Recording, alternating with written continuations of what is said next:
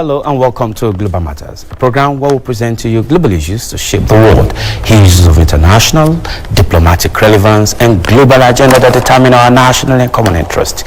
My name is Tunde Alabi. Thank you for taking the time to join us today.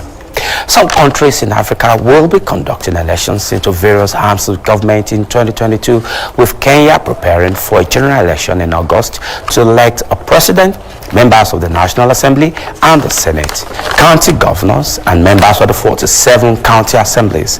Like Kenya, Nigeria is preparing for its general election in 2023.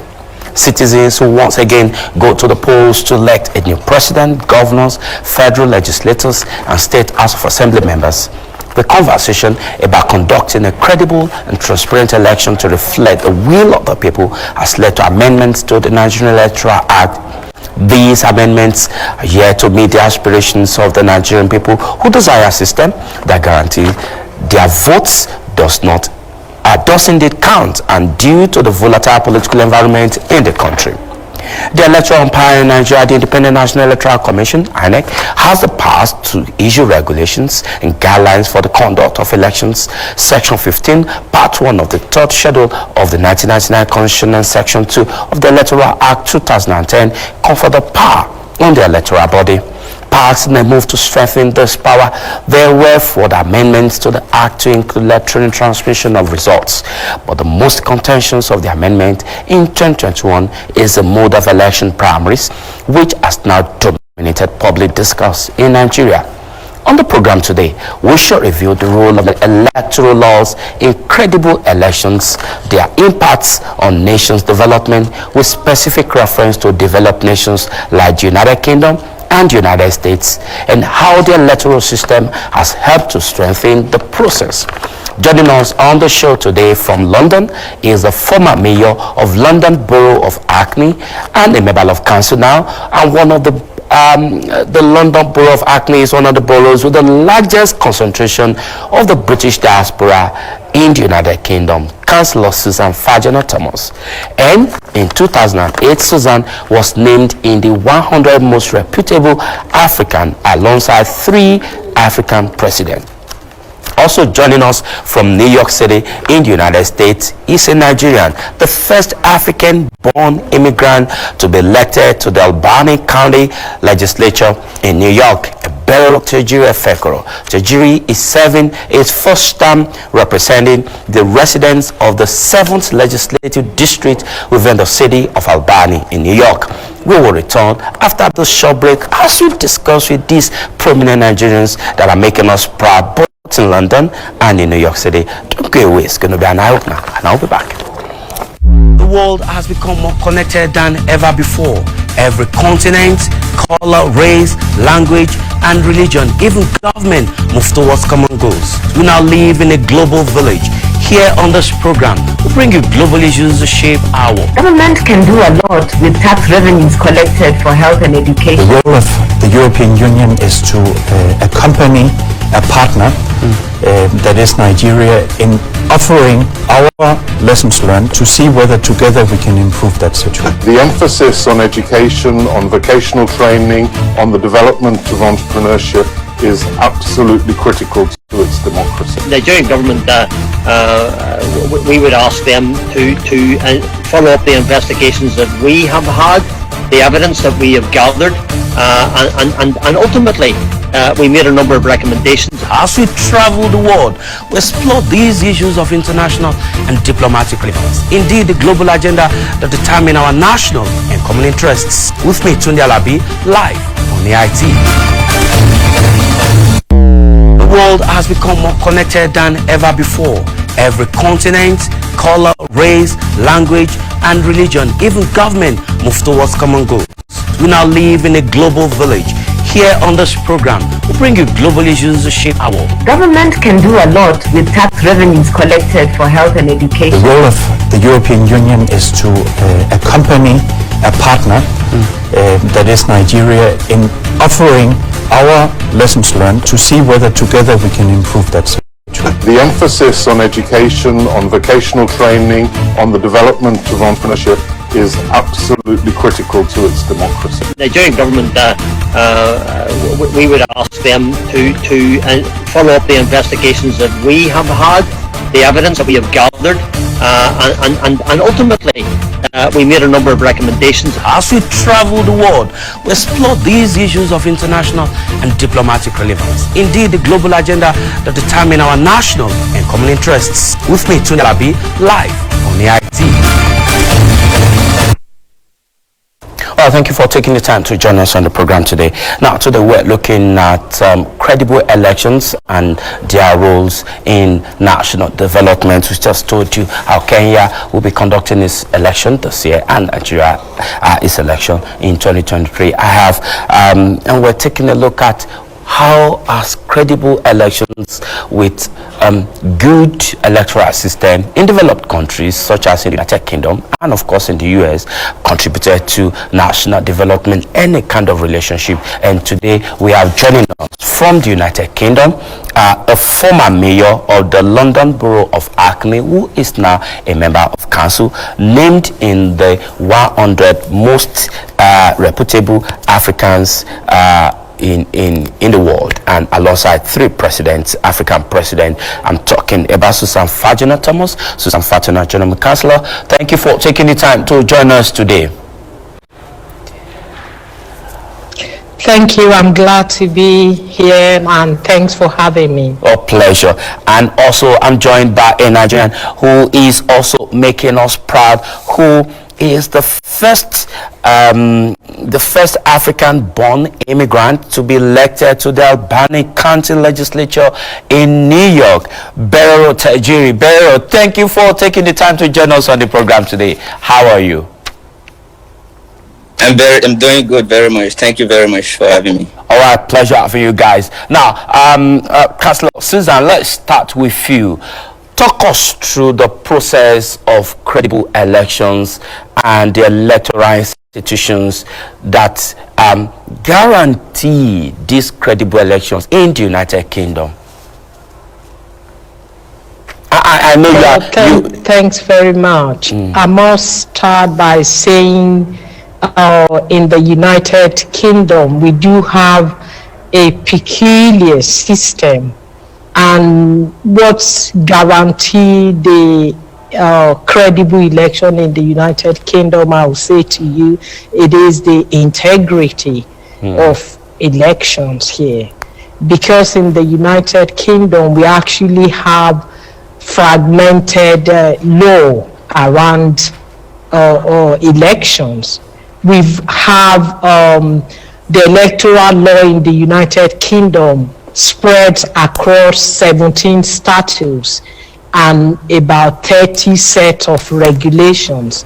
So what that meant is we've got different enactment bills in Parliament of 17 different electoral bills that have need to becoming law in the United Kingdom. So what we relied on here, it is that opportunity, is the integrity of our system, and the integrity of our system is based on the fact that it allows us to have a free and fair election where you have the political freedom, where you can choose without being intimidated, without violence, without sanction, kidnapping, snatching of ballot boxes, and no automatic result that is produced. So all of those is what makes our election credible here. So it is about electoral integrity, which refer to the international standard and global norms governing the appropriate conduct of elections. If that makes sense, I'll pause there. Thank you. Absolutely. You have been in the public space in the United Kingdom political sector for decades now, you've been a two-time, if I'm right, if not three-time, a two-time mayor of one of three-time mayor of one of the largest boroughs in London, and you're still in the public space. You were named among the 100 most influential and reputable Africans, alongside 3 Africans. What impact does a credible election have on national development? I'm talking about social-economic development. Credible election, good electoral law, as it's very important to national development, in the sense that it provides the citizen the opportunity to actually elect credible politicians based on merit, people that really want to serve. And within our electoral law in the United Kingdom, as I am here, get what we call allowance. Even my support officer earn more money than me. So all those are in place here. So you don't go into politics in the United Kingdom because of the money, the fat salary, the fat allowances. And that allows that sort of system allowed us to be able to vote for people, to have people in government who were competent, who really want to serve, who have that political ability to make a difference, and who has that connection to the member of public, to the citizen, who what I meant by that, who really feel concerned.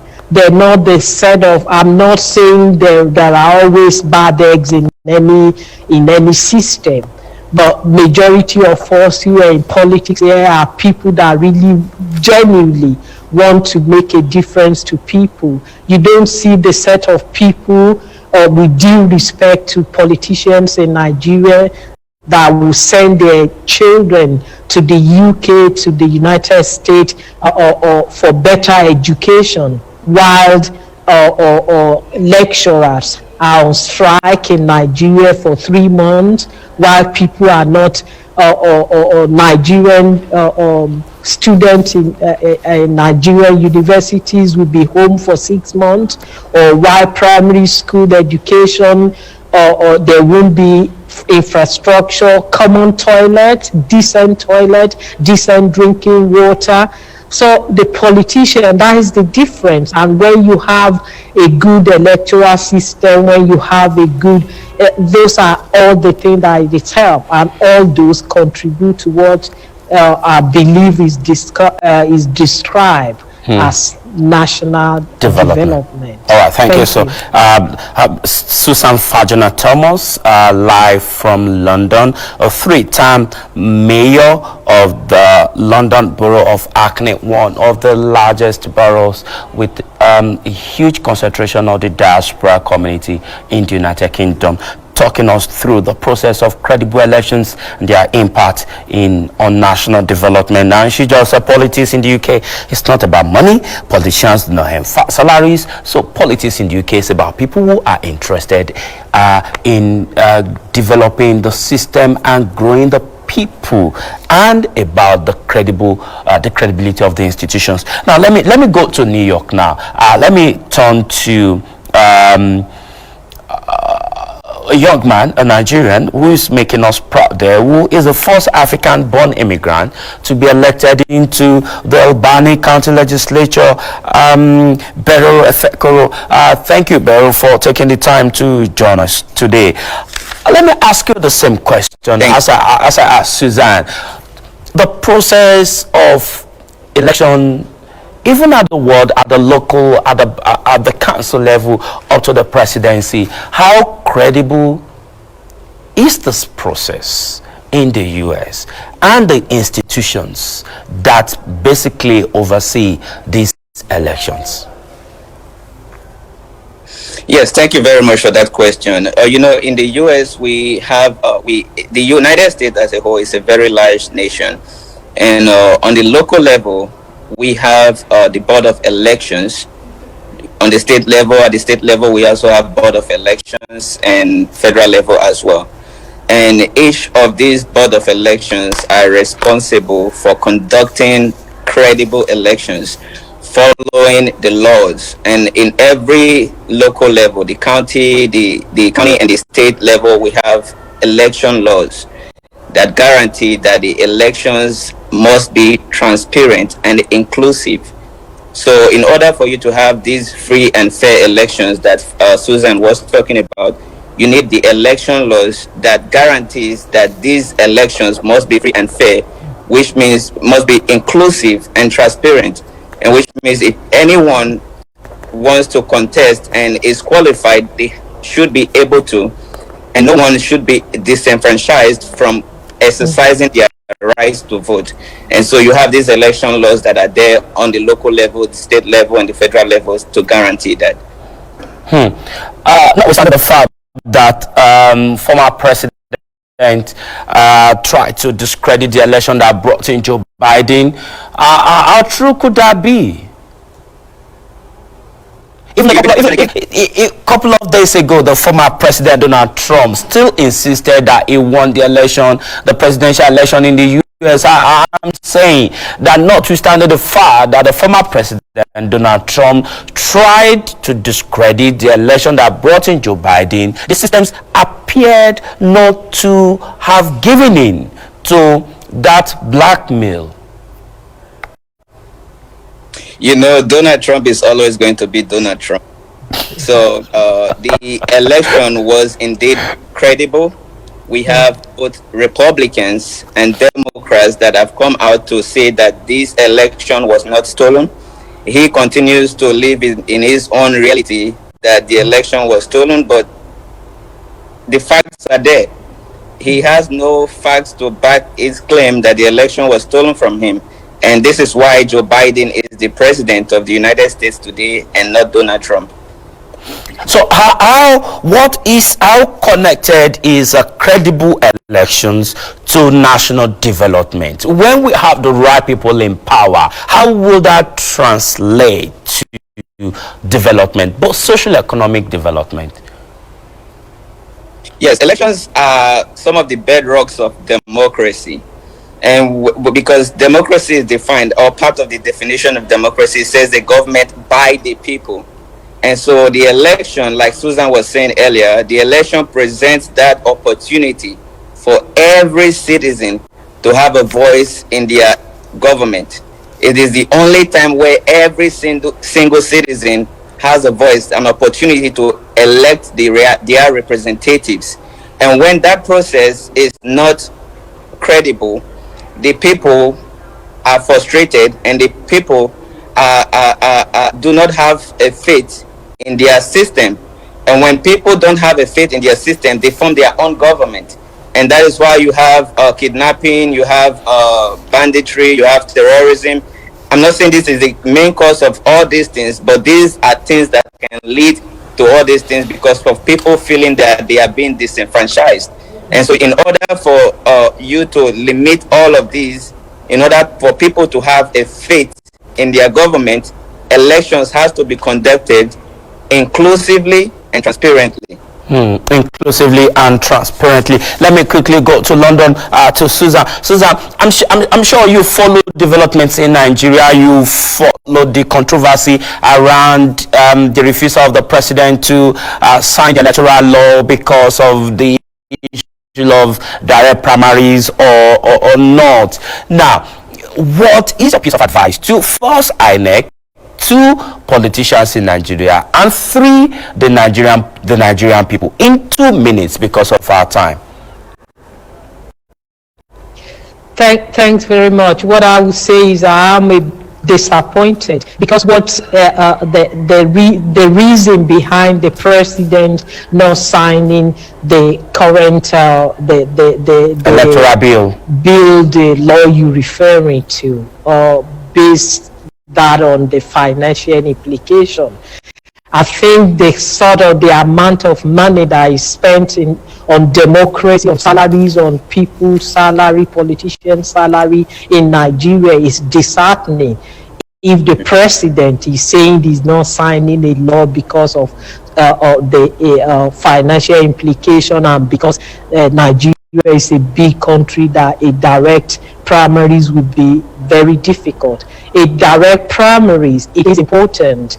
Again, this is around the political setup in Nigeria. It's what we call one man, one vote here, or one person, one vote.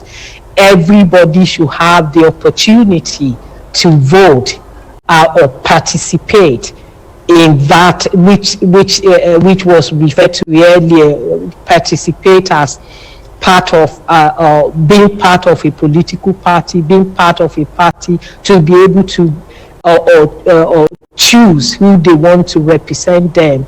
This is part of the problem in Nigeria, because people are not given the opportunity. Majority of the time, the candidates are imposed on them, or the candidates or came out of who has more money to pay delegates. And that I was glad that the National Assembly, they amended that, but it is a disappointment that the president is not having it. So disappointment that the president is not having it. All right, that's a Nigerian who has made impact and won in 2018, named among the 100 most reputable Africans in the world, along 3 African presidents, expressing a disappointment at the failure or the refusal of the president of Nigeria to sign the electoral amendment bill. I take your voice as a voice of other Nigerians in the diaspora about what is happening back home. Let's quickly go to New York and go to Beroro there. What are your thoughts? What are your feelings in 2 minutes? Let's quickly, what do you have? What do you think Susan has expressed her disappointment? I suppose that represented what Nigerians in the UK are feeling. What about you? I'm also very disappointed that the president did not sign the bill. He had a very great opportunity to make a change, to make a difference, and he failed to deliver, just as usual, as you know. He failed to deliver, and I believe the fight still continues. It is not time to give up yet. Direct primaries was what brought President Buhari to power, and I believe that in the future we can continue to fight and we can achieve a direct primaries in Nigeria. And also, not just direct primaries, there is also a clause on the legislation that pretty much says that that guarantees electronic transmission of results. That is something that is done in every developed nations, and I'm very surprised that at this 21st century we cannot transmit results electronically yet. And this bill got to the desk of the president, and he failed to deliver for the people. And I am just hopeful that in the future, in the nearest future, that this bill can be signed by a president that understands the world that we are now living in, a president that understands technology, a president that is for the people. And I'm hopeful that Nigerians would go to the polls on in 2023 to elect a president that actually represents the interest of the people. All right. Thank you so much. Thank you so much, Beroro. I will still believe that in the time of this president, he will still be able to sign that, because National Assembly is working on the contentious clause of the bill. Anyway, thank you so much, Susan Fajana-Thomas, a 3-time mayor of the London Borough of Hackney in London. Thank you so much for taking the time to share your views with us on the program today. And Beroro Efekoro, who is the first African born immigrant to be elected to the Albany County Legislature in New York. Thank you guys for taking your time to share with us what is happening around there, and that we may also have an understanding, a clear view of what our democracy and election should be, if indeed we want Nigeria to develop. I'm not going to let you go now, but I will keep coming to you as we progress in looking at how Nigeria should grow and our democracies in the coming weeks and the coming days. Thank you guys for coming on the show. My name is Tunde Alabi. Until I come away again next week, enjoy your weekend and start of trouble. But still remember, COVID is out there, and play safe.